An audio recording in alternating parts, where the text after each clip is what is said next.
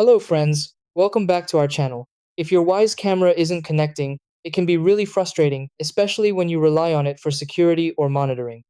You might see it stuck on setup, failing to connect to Wi-Fi, or showing offline in the app.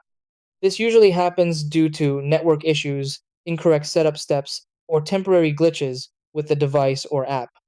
One of the most common causes is using a 5 GHz Wi-Fi network, which many Wyze cameras don't support. The tricky part is that there's no single clear error message explaining the issue, so it can feel confusing. The good thing is that most connection problems can be fixed quickly once you check a few key things. Try these.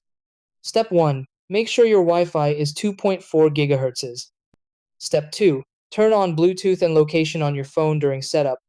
Step 3. Restart your Wyze camera, router, and phone. Step 4. Enter the correct Wi-Fi password carefully. Step 5. Move the camera closer to the router for better signal. Step 6. Reset the camera and set it up again in the Wyze app.